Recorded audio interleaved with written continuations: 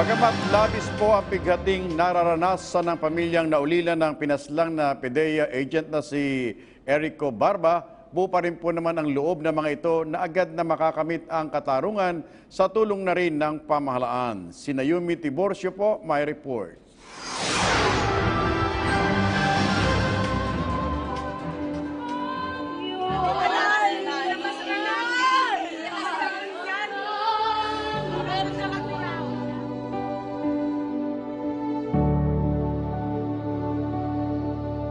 February 18 natagpo ang patay si Agent Barba sa isang kanal sa Lupi, Camarines Sur. Nakitaan ito na mahigit 10 tama ng baril sa katawan, nakagapos ang kamay at nakatakip ng tip ang bibig. Ayon sa PDEA, may itinatrabahong drug operation si Agent Barba nang siya'y mawala at matagpo ang patay.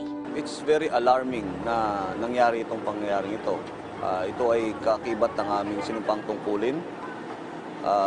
Subalit, isa na rin itong paggising sa amin na meron palang mga nabubuo na namang bagong mga organized crime group.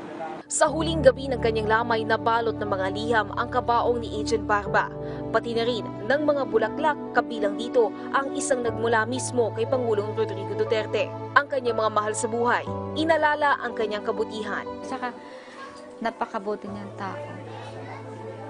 Ang dami nagsasabi. Lahat eh, lahat. Sa sipag niya, sa pag-aalala, sa pagiging responsableng asawa. Maalala ko yun sa kanya.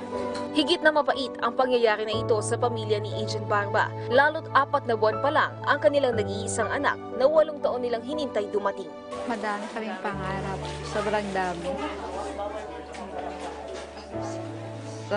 Sobrang dami. Pero sa isang iglap, biglang nawala. Ang masasabi ko, isa siya sa napaka-simpleng empleyado ng gobyerno na walang bisyo sa buhay, na never siya nang lamang sa kanyang kapwa, na never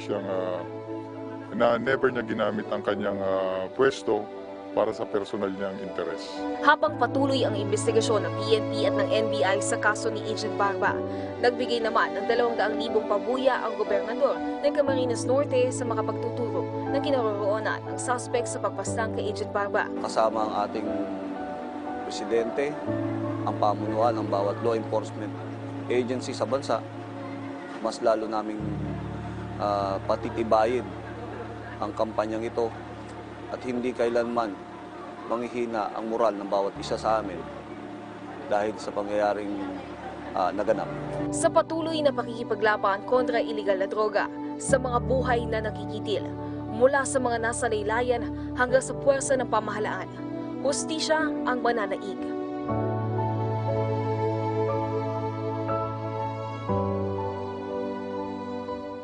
Bagamat maagang na maalam, nag-iwan naman si Agent Barba na mahalagang marka sa nagpapatuloy na laban kontra iligal na droga. IO2 Enrico Barba, saludo kami sa iyo. Naomi Tiborcio, para sa Bayan.